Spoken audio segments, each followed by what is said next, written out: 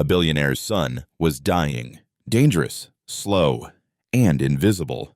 A rare blood disease eating him from the inside. Only one blood type could save him, a B negative. Less than 1% of the population. And for 2 years, 24 months straight, one woman showed up every single month. She rolled up her sleeve, gave her blood, then went back to work mopping floors in the same hospital. 3 floors below the child she was keeping alive. She had no idea whose veins her blood was flowing through. And he, a man worth $4.2 billion, a man who built an empire on saving children's lives with technology, had no idea that the only thing keeping his son breathing was a woman he walked past every single day without seeing. Then one night, he found out. He found out everything. And the woman who had been saving his child for 2 years was right there on her knees, scrubbing someone else's blood off the hospital floor. What he did next would either change her life forever or prove that gratitude from the powerful always comes with a price. Nia Osei had just finished a 12-hour night shift. Her feet ached in shoes that had been worn past the point of replacement 6 months ago. Her hands were dry and cracked from hospital-grade disinfectant, the kind that kills everything on your skin,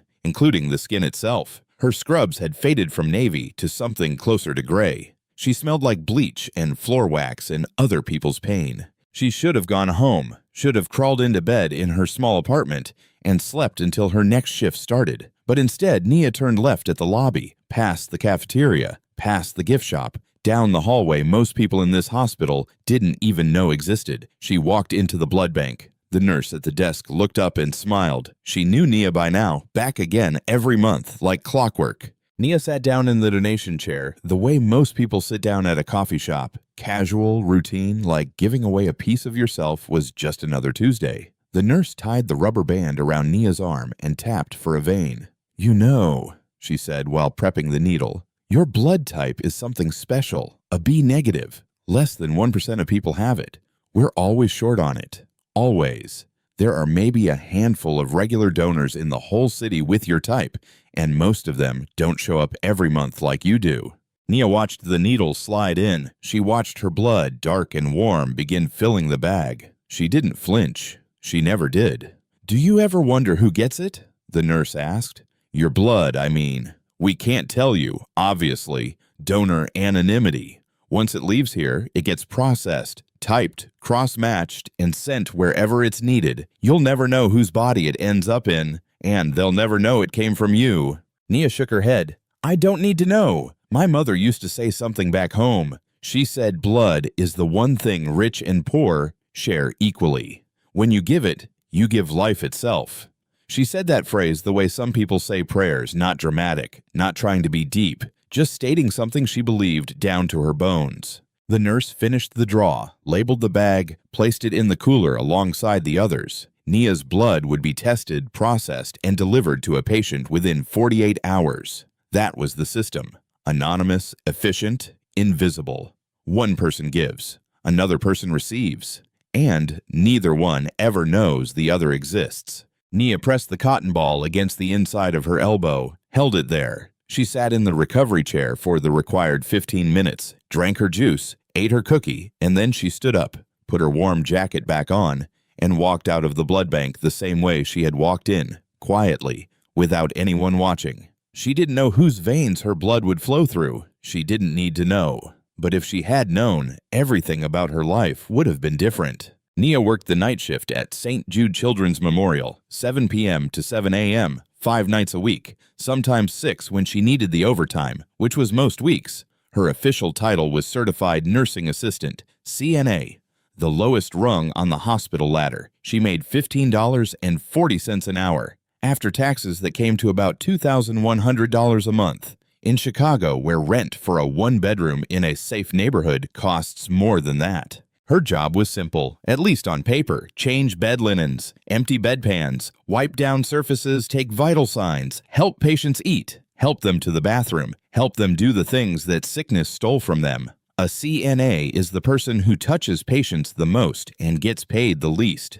Doctors see patients for minutes. Nurses see them for segments of their shift. But CNAs live in those rooms. They are the ones who hear the crying at 3 a.m., the ones who hold a child's hand when the parents have gone home to sleep, the ones who notice when something changes in a patient's breathing before any monitor picks it up. And they are invisible. Not metaphorically, literally invisible. Doctors walked past Nia every single night like she was furniture. Nurses gave her instructions without looking up from their charts. Patients' families sometimes spoke about her while she was standing right there as if she couldn't hear them. She was background noise, a body that mopped and lifted and wiped so that the important people could do their important work. Her supervisor, Derek Lang, made sure she knew her place. Derek ran the night custodial and CNA operations with the energy of a man who believed efficiency was a religion and compassion was a waste of billable minutes. You're a CNA, Nia, not a therapist. Clean the room and move on. He had said that to her when he caught her sitting with a 6-year-old who couldn't sleep. The child had been crying. Nia had been telling her a story about a bird that flew across the ocean. Derek had written her up. "You have 14 rooms to turn over tonight," he had said, not looking at her. "I don't care if the kid is crying. That's what nurses are for. You are here to clean. Do your job or I'll find someone who will." Nia hadn't argued. She had learned a long time ago that arguing with people who had power over your paycheck was a luxury she couldn't afford. Not when her mother needed her.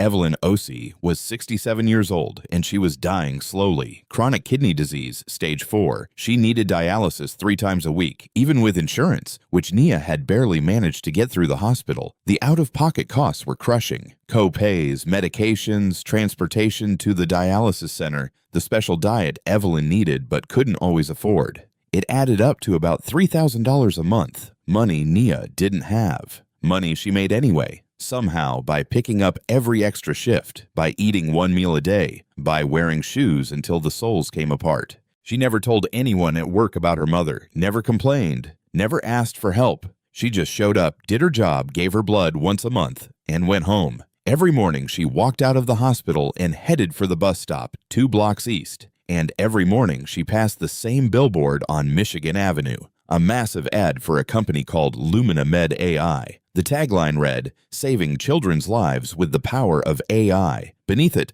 a smiling child. Beneath that, a logo worth billions. Nia walked past that billboard every single day without a second glance. She didn't know who owned Lumina Med AI. She didn't know that the company's founder had a son in the very hospital she had just left. And she certainly didn't know that the child on the 7th floor, the one hooked up to blood transfusion bags once a month, was alive because of what flowed out of her veins every 30 days. She just walked, head down, jacket pulled tight, another invisible woman heading home in a city that had never once asked her name.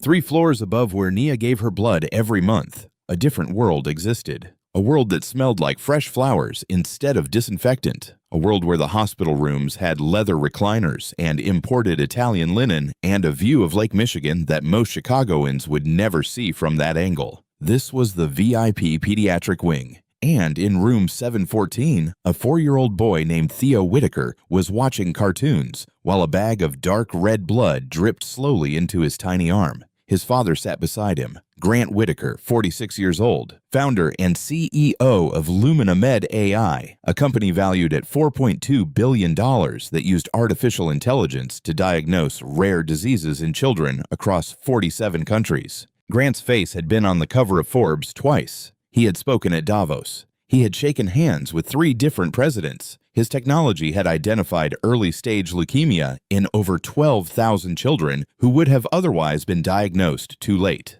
And his own son was dying. Theo had autoimmune hemolytic anemia, AIHA, a condition where the body turns against itself. The immune system, which is supposed to protect you, starts attacking your own red blood cells, destroying them, eating them alive from the inside. Without regular blood transfusions, Theo's body couldn't carry enough oxygen. His organs would start to fail, slowly at first. Then, all at once. The transfusions were the only thing keeping him alive. 1 bag of AB negative blood every month, matched to his exact type. Without it, his hemoglobin would drop to dangerous levels within weeks. Grant watched the blood drip, watched it enter his son's arm, watched the color slowly return to Theo's face. And he felt the same thing he felt every single month in this room. Rage. Not at anyone, not at anything he could fight, just rage at the universe for giving him the power to save other people's children, but not his own.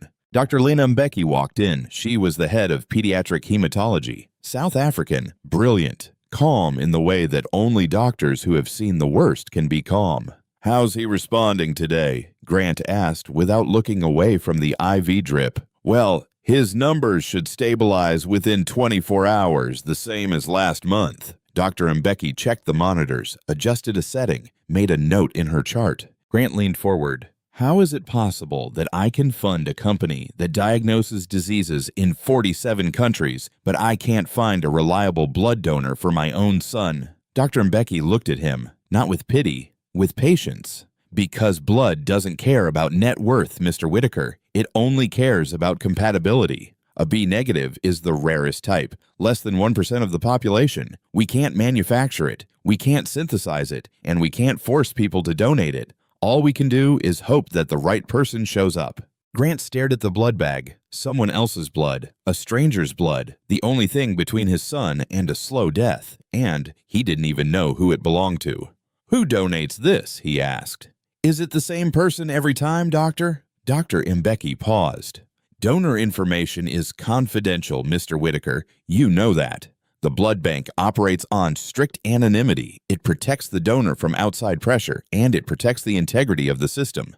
I'm not asking to pressure anyone. I want to thank them. I want to make sure they keep coming back. I want to know that my son's life doesn't depend on some anonymous stranger deciding to show up every month." Dr. Mbeki set down her chart. "I understand your concern, and I can tell you this much, not as his doctor, but as someone who has access to the donation records. Your son's primary donor has been consistent for over 18 months. The same person, every month, without fail, without being asked, without knowing whose blood they're giving or why."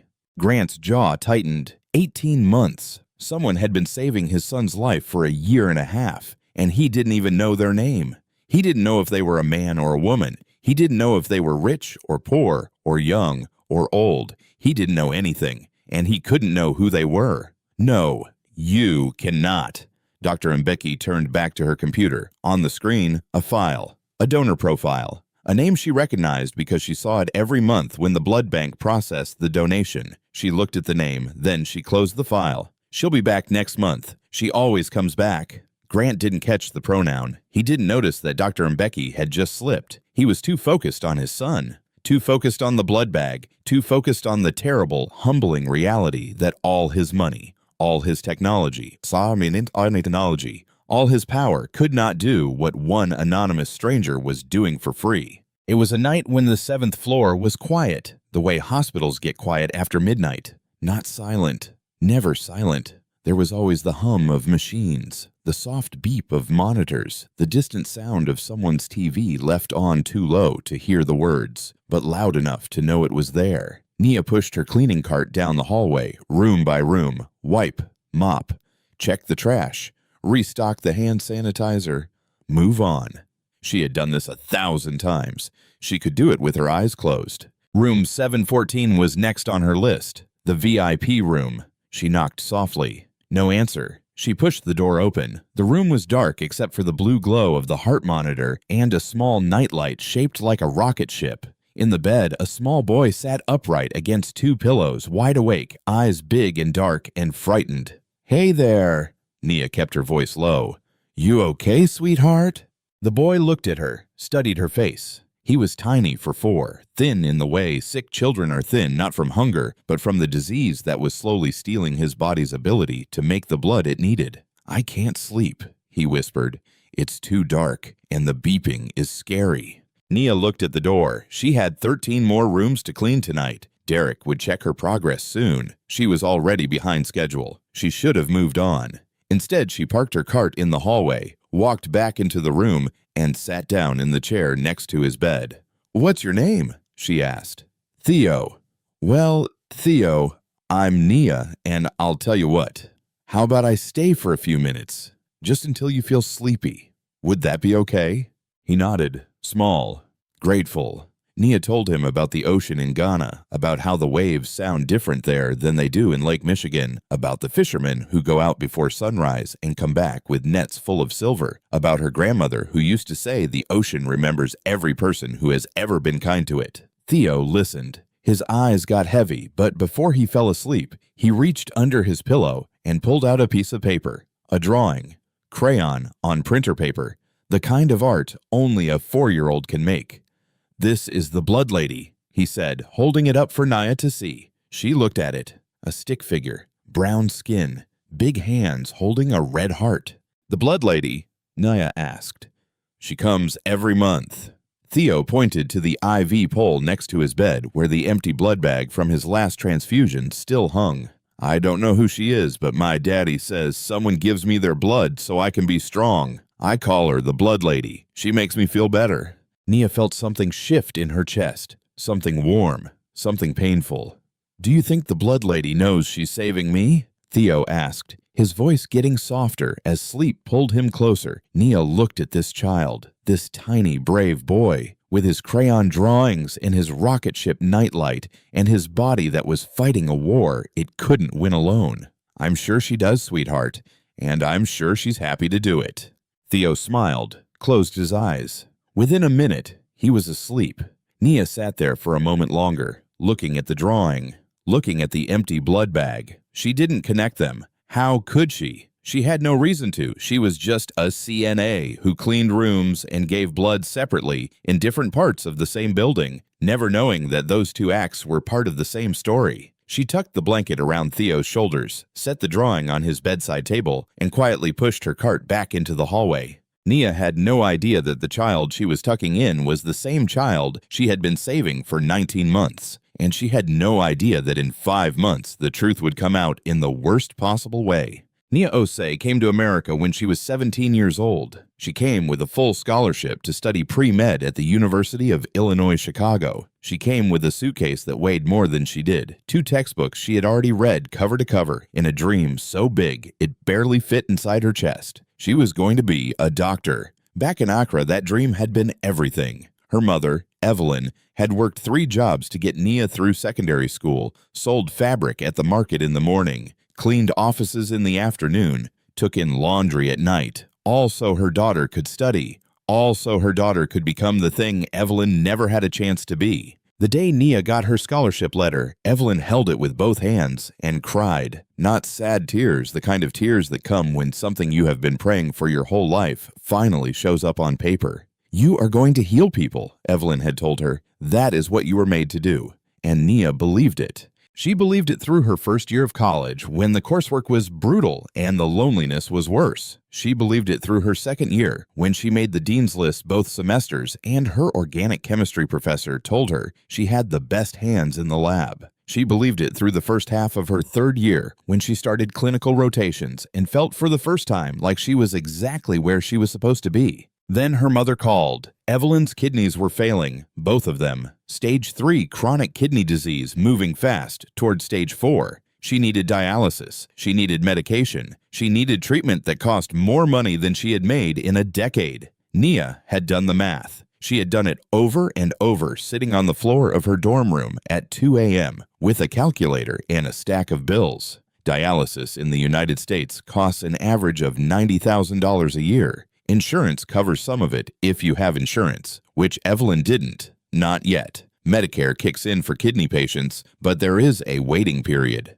There are copays. There are medications that cost $400 a bottle. There are transportation costs and dietary requirements and the 1,000 small expenses that pile up around a chronic illness, like snow around a buried car. Nia couldn't afford tuition and her mother's treatment. She could afford one, not both. And that was never really a choice at all. She dropped out at the end of her junior year, 3 semesters away from finishing, 3 semesters away from medical school applications, 3 semesters away from becoming Dr. Nia Osei. Instead, she became a CNA because it was the fastest certification she could get, because hospitals were always hiring, because the pay was enough to cover Evelyn's copays if Nia never spent money on anything else, and because it kept her inside a hospital even if she wasn't a doctor, even if she would never be one now. She was still there, still in the building where healing happened, still close enough to touch it, even if she couldn't practice it. Some people would have been bitter. Some people would have spent every shift mourning the career they lost.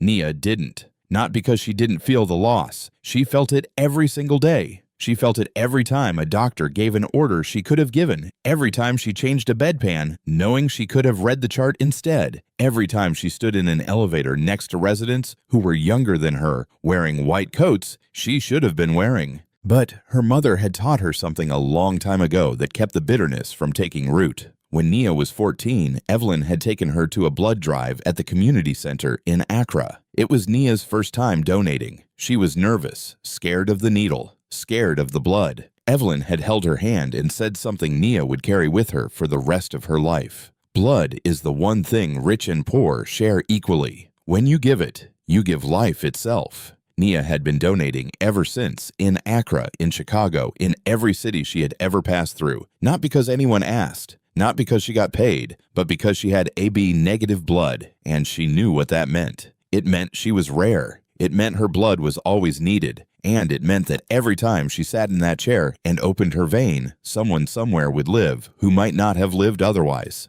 She didn't know who. She didn't need to know. That was the point. Giving wasn't about recognition. It was about responsibility. If you had something rare, something life-saving, something that cost you nothing but an hour and a little dizziness, then keeping it to yourself wasn't just selfish. It was wrong. Her mother had taught her that, and Nia believed it the way she believed in breathing. So she worked her shifts. She cleaned her rooms. She held children's hands in the dark. She paid her mother's medical bills. And once a month, she gave her blood away for free to strangers she would never meet. Nia had given up medical school, but she had never given up medicine. She practiced it every night, in every room she cleaned, with every patient she comforted, and every month, with every pint of blood she gave away for free. On the 7th floor of St. Jude Children's Memorial, something was going very wrong. Theo Whitaker had been fine that morning. He had eaten breakfast. He had drawn pictures. He had asked his father when he could go home, the same question he asked every day. And Grant had given the same answer he always gave. Soon, buddy, soon. But by noon, Theo's skin had turned the color of old paper. His eyes, usually bright and restless, had gone dull. His breathing was shallow, fast, wrong. Dr. Mbeki was paged. By the time she reached the room, she was reading his blood panel, and her face told Grant everything he needed to know before she said a single word. He's in hemolytic crisis, Dr. Mbeki said. His body is destroying red blood cells faster than we've ever seen. His hemoglobin is at 5.2 and dropping. What does that mean? Grant asked, even though some part of him already knew. It means his organs are not getting enough oxygen. If we don't get his hemoglobin up within the next 6 hours, we're looking at organ failure, starting with his kidneys, then his heart. Grant gripped the bed rail. His knuckles went white. Then transfuse him. Do it now. We don't have the blood, Mr. Whitaker. Those 5 words landed like a physical blow. What do you mean you don't have the blood? A B negative is the rarest blood type in the country. Less than 1% of Americans carry it. The national blood supply is critically low right now, especially for rare types. We've contacted every regional blood bank within 200 miles. Nobody has AB negative in stock. Nobody. Grant stared at her.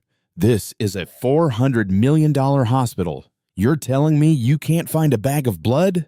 I'm telling you that money cannot create blood that doesn't exist, Dr. Mbeki said. Her voice was steady, but her eyes were not. We have exactly 0 units of AB negative on hand. The only reliable donor we've had for the past 2 years.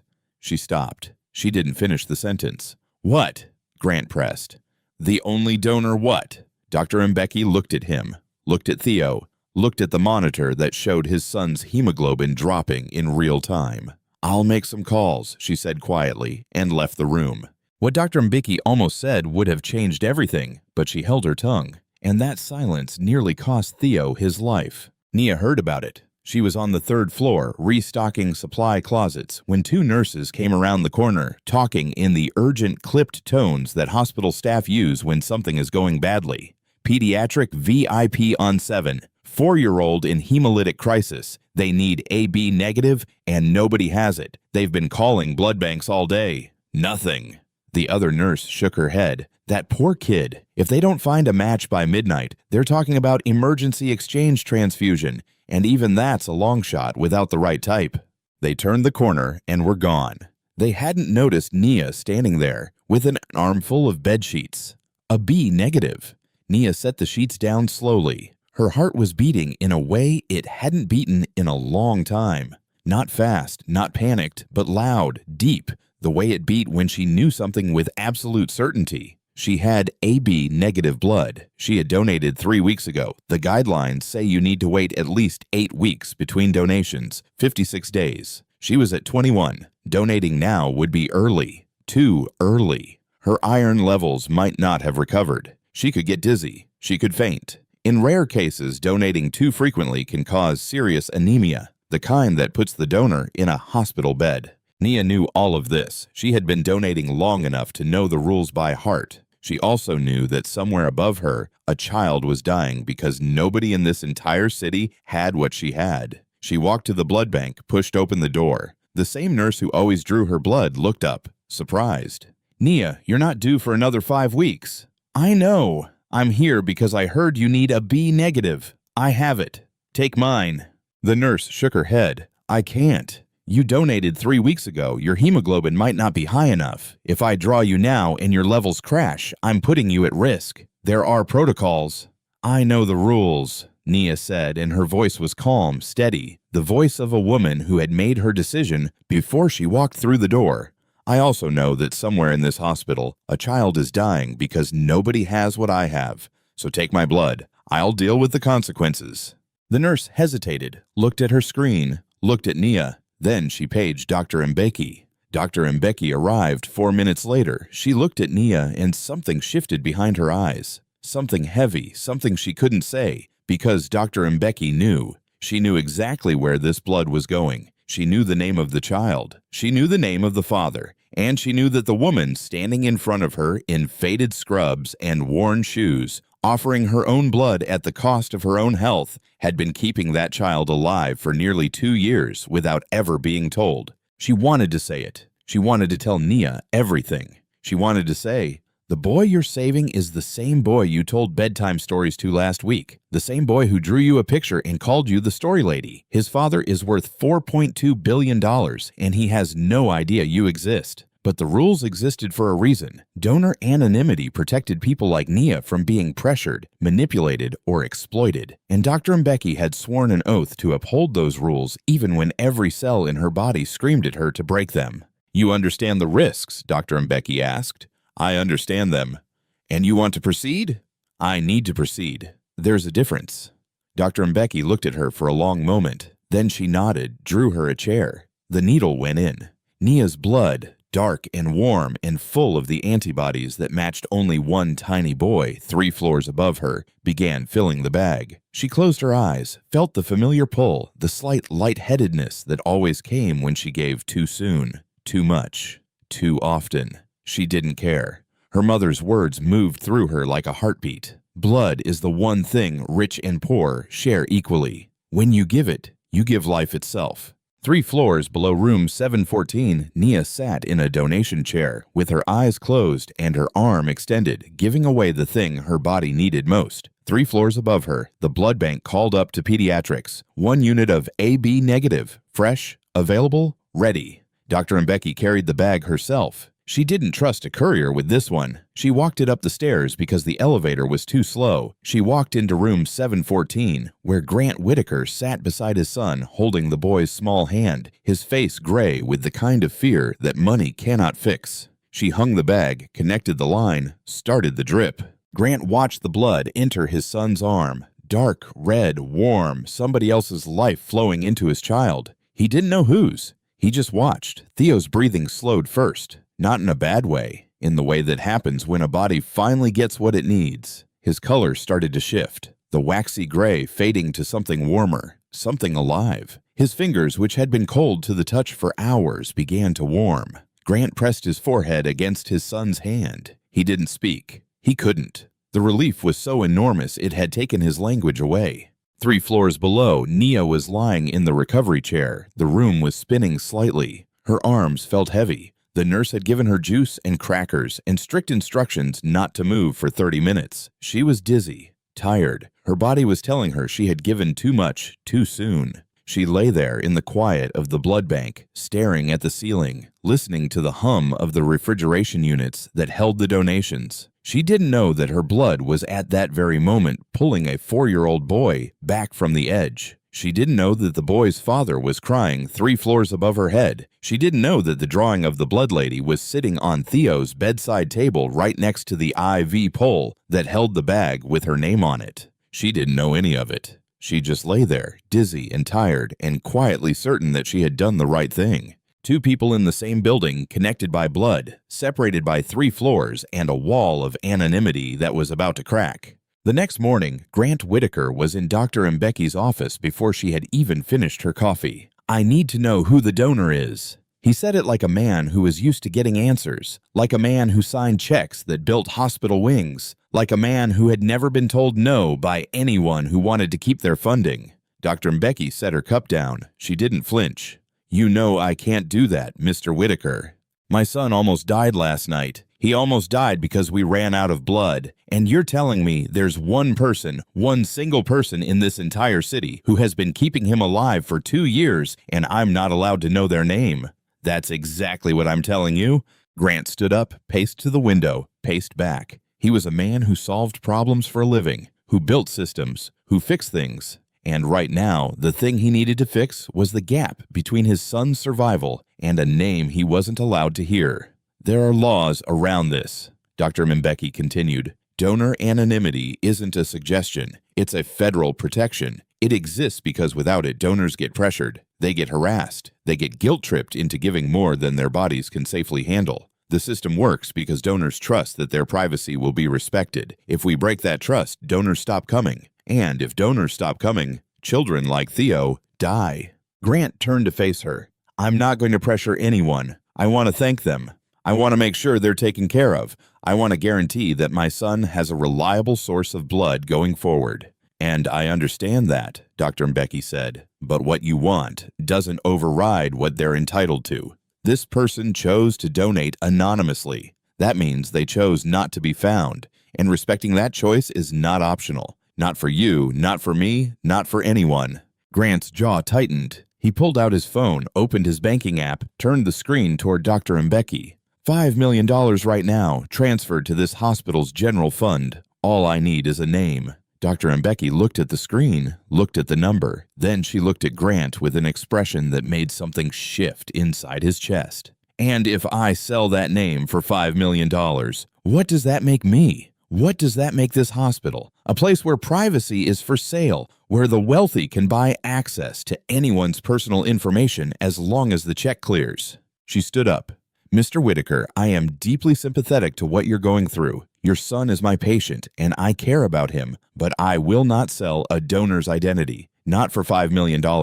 Not for $50 million. The day this hospital puts a price tag on someone's right to privacy is the day we stop being a hospital and start being a marketplace." Grant put his phone away. His hands were shaking, not from anger, from something worse. From the realization that for the first time in his adult life, there was something his money genuinely could not buy. He left without another word. Grant couldn't buy the answer, but he was about to stumble into it in a way that would shatter every assumption he had ever made about who saves lives and who deserves to be saved. The same week Grant was trying to buy a name, Nia was sitting in a different doctor's office getting news that would break her. Her mother's nephrologist was a kind man with tired eyes who delivered bad news the way all good doctors do, gently but without false hope. Evelyn's kidneys were done. Both of them. Stage 5. End-stage renal disease.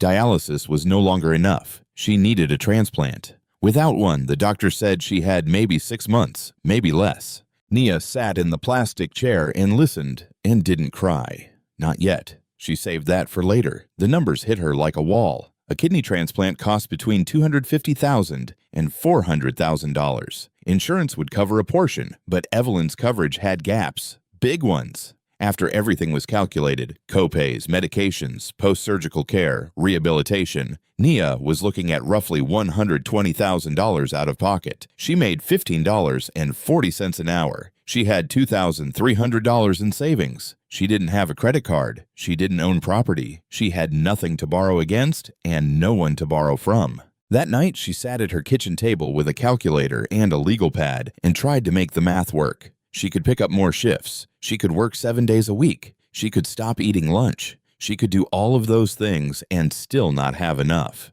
And then another thought crept in, a quieter one, a colder one. She could stop donating blood, not permanently, just for now. Her body was still recovering from the early donation. She had been tired for weeks, dizzy sometimes. Her iron was low. The blood bank nurse had told her to take it easy, eat more red meat, wait the full 8 weeks before coming back. If she kept pushing herself, kept donating on top of working double shifts, her own health would collapse. And if she collapsed, there would be nobody to take care of Evelyn. But if she stopped donating, somewhere in this hospital, a child with AB negative blood would have one less option, one less chance, one less month of guaranteed survival. She was choosing between her mother's life and a stranger's child. Nia drove to the dialysis center the next morning. Evelyn was in her chair, hooked up to the machine that cleaned her blood 3 times a week because her kidneys no longer could. She looked smaller than she had last month, thinner, more fragile. Nia told her about the transplant, about the cost, about the impossible math. She did not tell her mother about the blood, but Evelyn knew. Mothers always know. "You're thinking about stopping, aren't you?" Nia looked away. "Mama, I need to focus on you right now." "Don't you dare stop giving blood because of me, Nia." Evelyn's voice was weak, but the words had iron in them. "The day you stop giving is the day you stop being who you are." "But Mama, I can't lose you." "You won't lose me." Evelyn reached out and took Nia's hand. Her grip was fragile, but her eyes were fierce. "But don't save me by letting someone else's child die. That is not who I raised. That is not who you are." Nia held her mother's hand, held it tight, and didn't say anything because there was nothing to say that wouldn't be a lie. That night at 3 a.m., Nia sat in her car in the hospital parking lot. The engine was off. The windows were fogged. She had just finished a 12-hour shift, and she was so tired her bones ached. She cried. Not the pretty kind of crying, the ugly kind. The kind where your whole body shakes and you can't breathe and you press your face into the steering wheel and you make sounds that don't belong in a language. She cried because she was broke and her mother was dying and she was exhausted and nobody in the world knew her name. She cried because she had given away her blood 24 times and never once been thanked. And she didn't want to be thanked, but she also didn't want to be invisible anymore. And she hated herself for wanting that, because wanting recognition for kindness felt like it made the kindness less real. She cried in the dark in an empty parking lot at 3 in the morning, and nobody saw her. Nobody ever saw her. Grant Whitaker's world broke open when he came to the hospital unannounced. He couldn't sleep. He couldn't stop thinking about the hemolytic crisis. He couldn't stop hearing Dr. Mbecky's voice saying, "We don't have the blood." So he had driven to St. Jude in the middle of the night to sit with Theo, to watch him breathe, to count the rises and falls of his small chest and convince himself his son was still alive. He was walking from the elevator toward the VIP wing when he passed the blood bank. The door was ajar. The hallway was empty, and 2 nurses inside were talking. He wouldn't have stopped. He wouldn't have listened, but one of them said a name that caught his ear. "Nia's back again. 3rd time this month she's come in to check on the schedule. Wants to make sure she's set for her next donation." The other nurse laughed softly. "That woman is something else. She's the only AB negative regular we've got. Has been for 2 years now. Shows up like clockwork. Never misses. Even came in early last month when we had that emergency. She's the reason that Whitaker kid is still here, you know. Would have died 3 times over without her. 24 donations in 24 months. All anonymous. She's never once asked who it goes to." Grant stood in that hallway like a man who had been hit by something he couldn't see. His feet wouldn't move. His heart was beating so loud he was sure the nurses could hear it. Nia, AB negative, 24 donations. The Whitaker kid, his son's blood, his son's life. A woman named Nia, ACNA.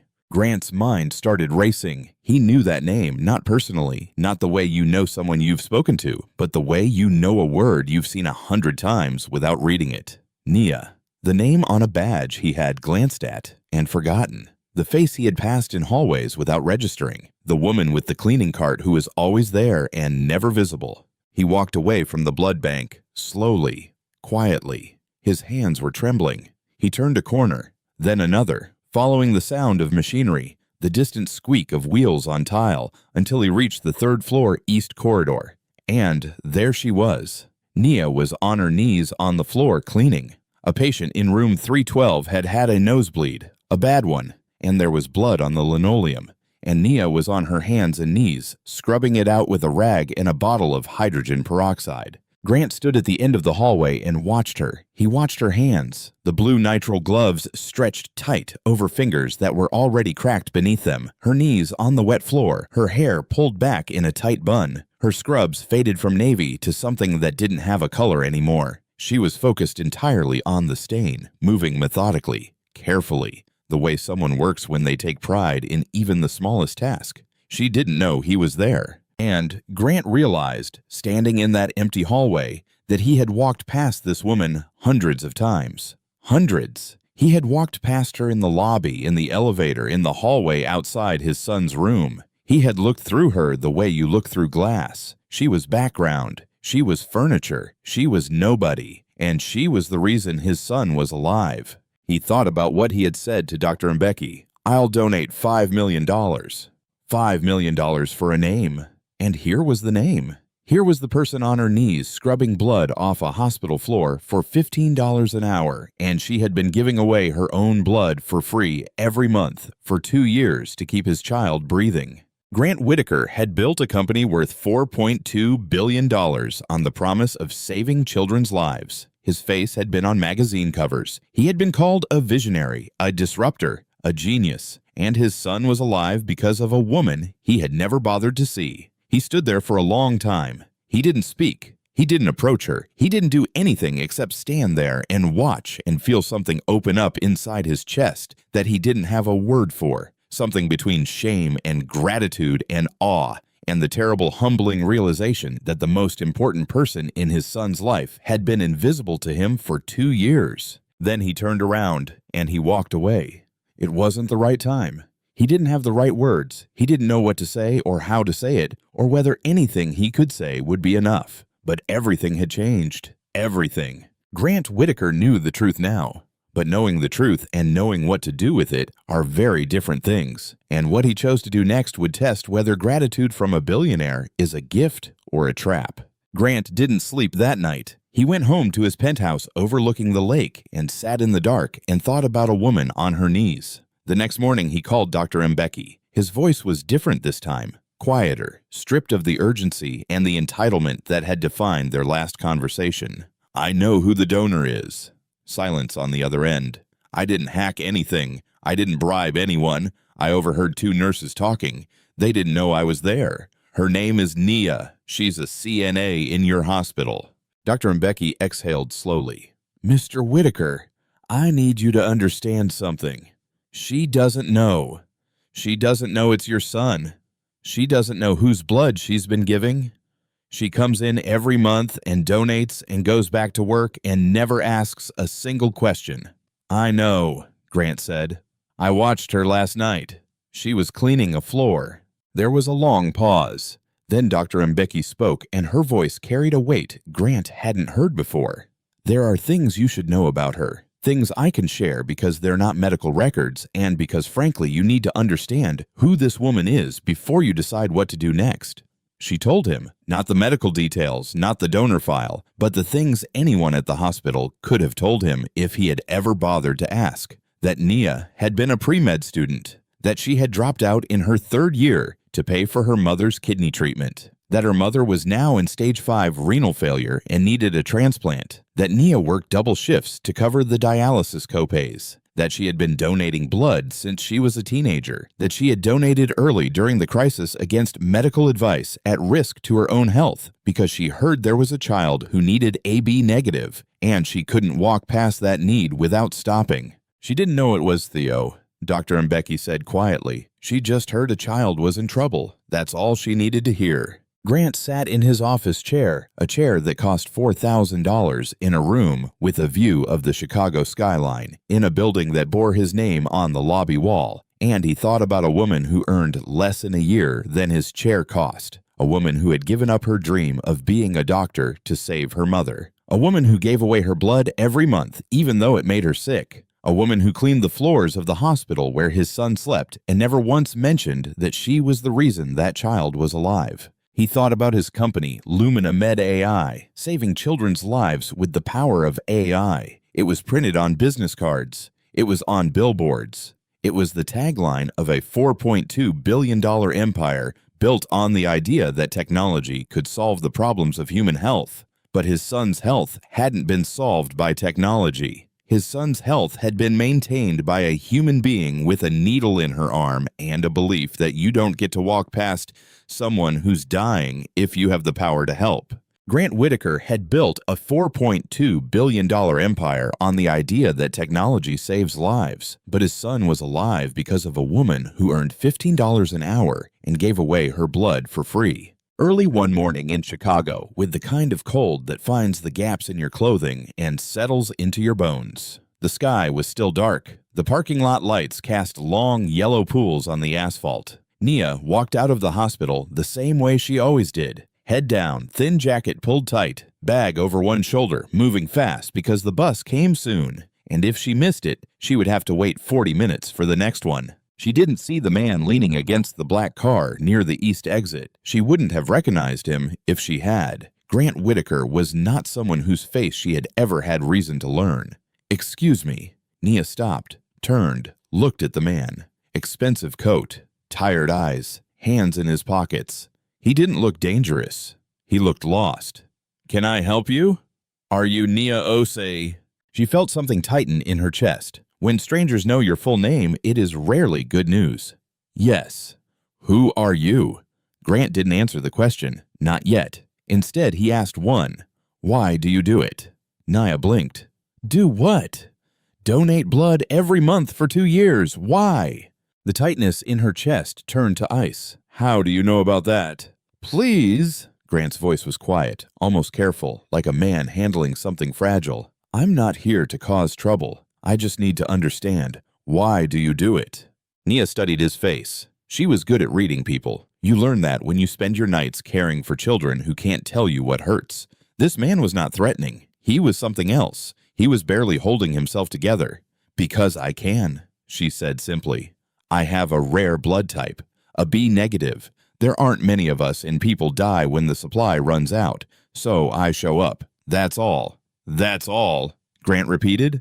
"That's all." He was quiet for a moment. Steam from his breath rose and disappeared. "My name is Grant Whitaker. I have a son named Theo. He's 4 years old. He's been a patient at this hospital for over 2 years. He has a condition that destroys his red blood cells. Without regular transfusions, he dies. And the only blood type that matches his is AB negative." Nia felt the ground shift under her feet, not physically, but something inside her moved. Something she couldn't name yet. "For 24 months, Grant continued, one person has been keeping my son alive. One donor, the same person every single month. Anonymous, consistent, never missed once.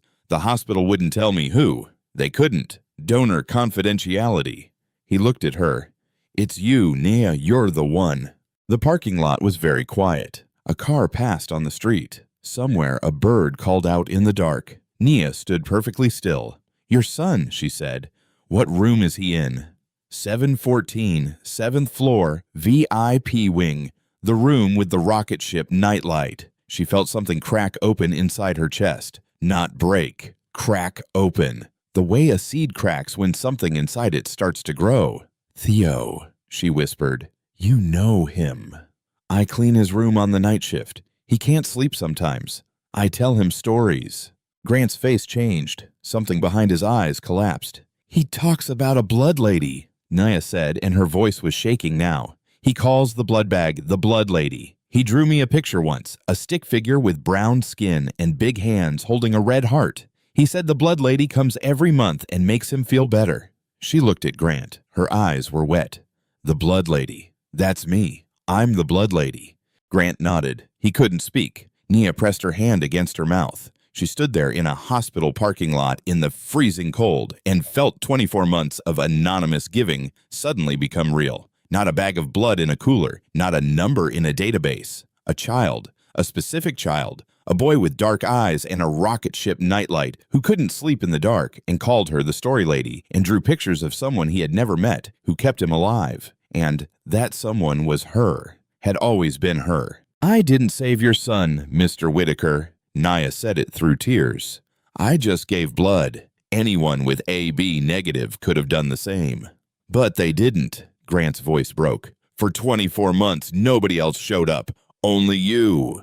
He stepped forward, and then Grant Whitaker, a man worth $4.2 billion, a man whose name was on buildings and magazine covers and the sides of hospital wings, did something that shocked Nia into silence. He knelt down right there on the cold asphalt in his expensive coat, on his knees.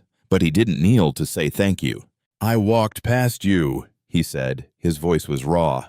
100 times. I walked past you in the hallway, in the elevator, outside my son's room. 100 times, and I never saw you. I never once looked at your face. I never once asked your name. You were saving my son's life, and I didn't even know you existed." "Please stand up," Nia said. "Sir, please." "I'm sorry," Grant said, and he meant it in a way that went deeper than Theo. He was sorry for every invisible person he had ever walked past, every CNA whose name he had never learned, every cleaner whose cart he had stepped around without a glance. He was sorry for 46 years of not seeing. Nia reached down and took his arm gently, the way she would lift a patient, the way she would comfort a child. She helped him stand. They stood there, two people from different worlds in a parking lot in the cold, both crying, neither speaking, because sometimes there are no words big enough for what passes between people when one of them finally sees the other for the first time. Grant collected himself first, wiped his face, cleared his throat, and started talking in the way men like him talk when they want to fix things. "I want to help you. I want to pay for your mother's transplant. I want to set up a fund. I want to get you back into medical school. Whatever you need, name it. I'll make it happen today." Nia looked at him, and for the first time in this conversation, her eyes weren't sad. They were sharp. "No." Grant blinked. "No. I don't want your money, Mr. Whitaker." He stared at her. This was not a response he had encountered before. In his world, everyone wanted something. Everyone had a price. Every problem could be solved with the right number of zeros. "I'm offering you everything you need," he said carefully. "Your mother's surgery, your education, a better life." "And I'm saying no." Nia's voice was steady. "If I accept money for blood, it stops being a gift. It becomes a transaction. And my mother taught me that blood is sacred, not for sale, not to you, not to anyone." Grant opened his mouth, closed it, opened it again. "Then what do you want? Because I have to do something. I can't just walk away from this and pretend you're not the reason my son is alive." Nia was quiet for a moment. She looked at the hospital behind her, at the building she entered every night and left every morning, at the place where she mopped floors and changed sheets and held children's hands and was never once seen by the people who ran it. "You want to thank me," she said. "Then change how your hospital treats people like me, not just me. Every CNA, every aide, every transporter, every person who cleans up after your doctors and empties the trash and brings the meals and holds the hands and never gets a thank you, never gets a living wage, never gets seen."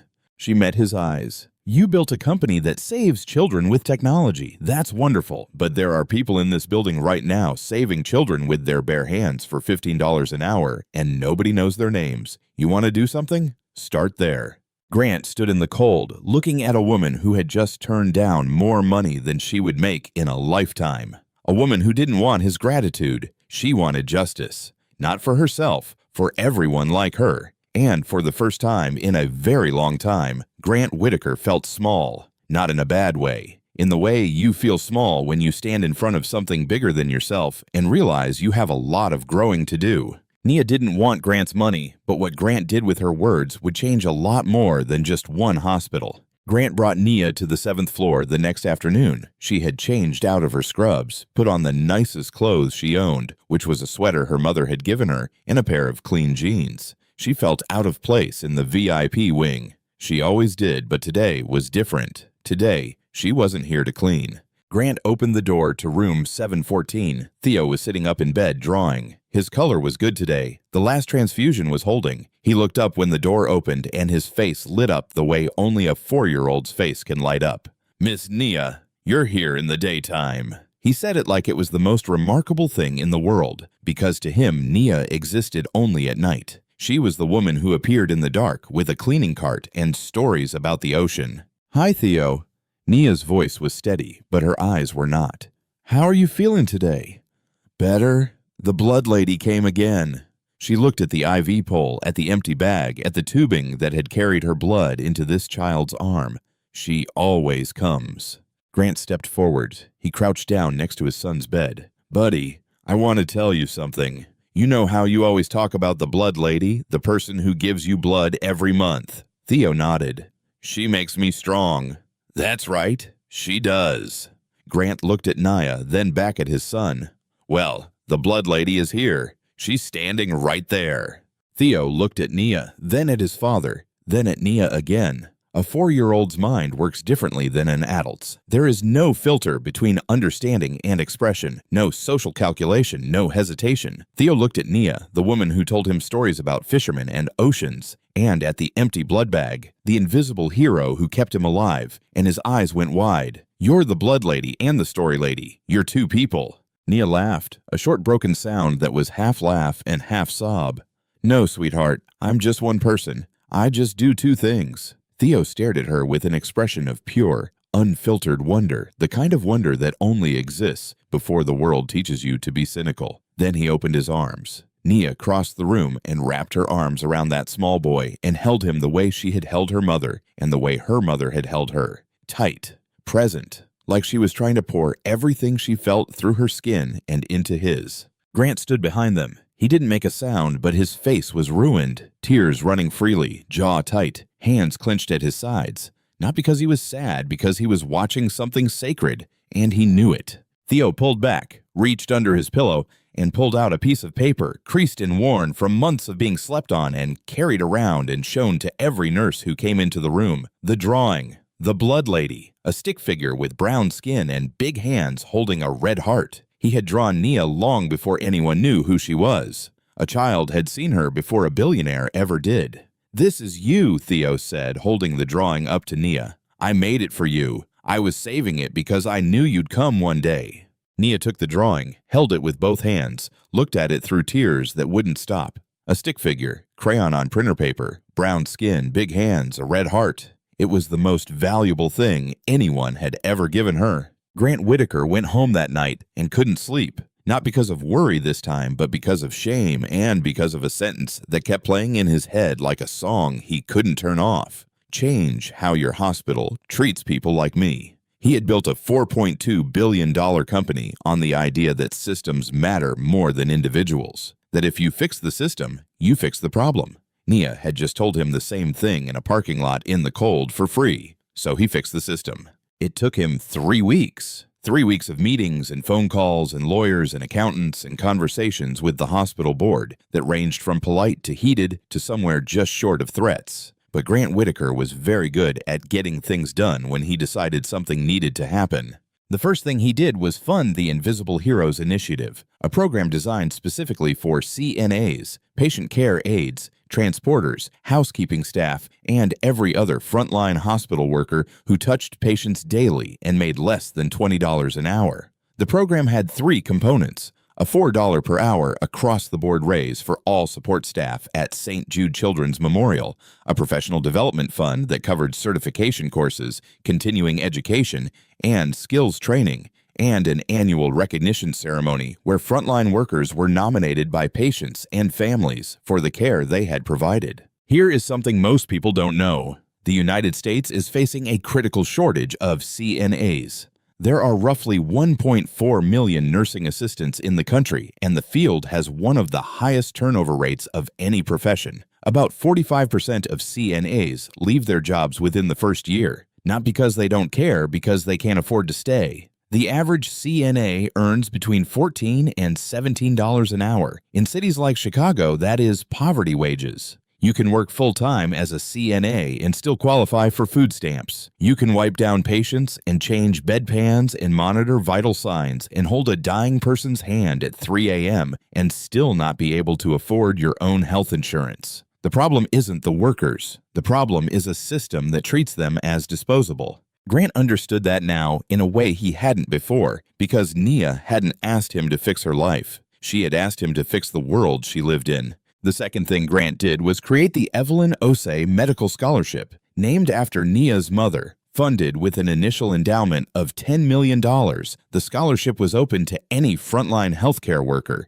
CNA, aide, transporter, technician, anyone who worked in a hospital in a support role and wanted to pursue medical education. Full tuition, full stipend, no strings attached. Grant hadn't told Nia about the name. He had chosen it without asking because some things you don't need permission to honor. The third thing he did was the biggest. He redirected a portion of LuminaMed AI's research budget toward building a national rare blood type registry, a digital platform that would connect rare blood donors with patients who needed them, real-time matching, automated alerts, a system that made sure no hospital would ever run out of AB negative or B negative or any other rare type because they didn't know who had it. The technology that had built Grant's empire was finally being used to solve the problem that had almost killed his son. The launch event was held in the main auditorium of St. Jude Children's Memorial on a Thursday afternoon in March. Grant stood at the podium in front of 400 people, doctors, nurses, board members, media, staff from every level of the hospital, and in the third row, Derek Lang, sitting with his arms crossed and his jaw tight. He had been told attendance was mandatory. He hadn't been told why.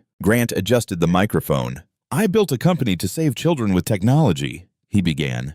"My face has been on magazine covers. I've been called a visionary. I've given speeches at conferences where people paid $5,000 a seat to hear me talk about innovation. And 6 months ago, my son almost died because this hospital didn't have a bag of blood." He paused. "My son is alive today because of a woman who works in this building. A woman who earns $15 an hour. A woman who mops floors and changes sheets and takes vital signs and cleans up after the rest of us. A woman who donated her blood every single month for 2 years anonymously, without payment, without recognition, without ever knowing whose life she was saving. She did it because her mother taught her that giving blood is not charity, it's responsibility." He looked at Nia. She was sitting near the back. She hadn't wanted to come. Dr. Mbeki had convinced her. "I walked past that woman 100 times, Grant continued. 100 times, and I never saw her. And I don't think I'm the only one. I think this hospital, like every hospital in this country, is full of people we walk past without seeing. People who hold the whole system together and get paid the least for it. People who are the first to touch a patient and the last to be thanked." He turned to Derek Lang. "Today, that changes." Derek sat very still. His face revealed nothing, but his crossed arms slowly fell to his sides. Grant announced the Invisible Heroes Initiative. He announced the Evelyn Osei Scholarship. He announced the Rare Blood Registry. And when he was done, the auditorium stood. Not for him, for the idea that the people who are seen the least might matter the most. Nia didn't stand. She sat in her chair in the back row and wept quietly. Not because she was being honored, because her mother's name was on a scholarship, because the words she had spoken in a parking lot had turned into something real, because for the first time in her life, someone with power had listened to someone without it. Nia walked into a lecture hall at the University of Illinois Chicago School of Medicine. She was carrying a backpack that still had a hospital ID clipped to the front pocket. She was wearing the same shoes she had worn on the night shift because she hadn't had time to buy new ones. And she was surrounded by students who had never mopped a floor or drawn blood from their own arm or sat with a dying child at 3 a.m. She sat down in the third row, opened her notebook, looked at the whiteboard where the professor had written the first lesson of the semester. It felt like a dream, the kind you don't believe even while you are living it. The Evelyn Osei Scholarship covered everything: tuition, books, a monthly stipend. Nia had applied without knowing who funded it. The letter had come from the hospital's education office, formal, official, no mention of Grant Whitaker. She had read it 3 times before she believed it. And there was something else. Her mother was alive. Evelyn had received a kidney transplant 4 months ago. The donor was anonymous. The costs had been covered through a hospital charity fund that Nia had never heard of before. Dr. Mbeki had helped coordinate the paperwork. Everything had been clean, official, no strings, no names. Nia suspected. She couldn't prove it, but she knew how anonymity worked better than most. She had spent 2 years giving anonymously, and now for the first time she was on the other side of that wall, receiving without knowing, grateful without a name to direct the gratitude toward. The symmetry was not lost on her. She sat in that lecture hall, surrounded by students young enough to be the children she had cared for, and she looked at her hands. The same hands. The ones that had scrubbed hospital floors. The ones that had held the arms of sick children in the dark. The ones that had opened their veins 24 times so a stranger's blood could keep a small boy alive. Those hands were holding a medical textbook now. The same hands, different purpose, same person. Her mother's voice moved through her, quiet and steady the way it always did when Nia needed to remember who she was. Blood is the one thing rich and poor share equally. When you give it, you give life itself. Nia picked up her pen and she began to write. On a bright Saturday morning in June, Nia Osei walked across the stage. She wore a black gown and a hood trimmed in green, the color of the medical school. Her name was called by the dean of the University of Illinois Chicago College of Medicine, and when she stood, the audience erupted. Not the polite applause that greets every graduate. Something louder, something that came from the gut, because the people in that auditorium knew her story. Not all of them, but enough. The classmates who had studied with her, the professors who had watched her outperform students a decade younger, the hospital staff who had come to see one of their own cross the line from the lowest rung to the highest. She walked to the podium, received her degree, Doctor of Medicine, specialization in pediatric hematology, the study of blood diseases in children, the exact field that had defined Theo's life, and in a way she couldn't have predicted her own. She turned to face the audience. In the 5th row, Theo Whitaker sat between his father and Evelyn Osei. Theo was 11 now, tall for his age, healthy. His AIHA had gone into sustained remission 18 months ago thanks to a combination therapy developed by Lumina Med AI's research division. Informed in part by clinical observations Nia had contributed during her residency rotations. The disease that had nearly killed him had become the bridge that connected his treatment to her training. Evelyn sat in a wheelchair. She was 74 now, thin, but her eyes were bright, and her back was straight, and she was wearing the same gold earrings she had worn the day she first took Nia to donate blood in Accra. Grant sat with his hands folded in his lap. He wasn't crying yet. He would be. Nia looked down at the audience from the stage. Hundreds of faces, but she found the one she was looking for. Theo was holding something up, a piece of paper, creased, yellowed at the edges, torn in one corner from years of handling. The drawing, the blood lady. A stick figure with brown skin and big hands holding a red heart. He had kept it. For 7 years he had kept it.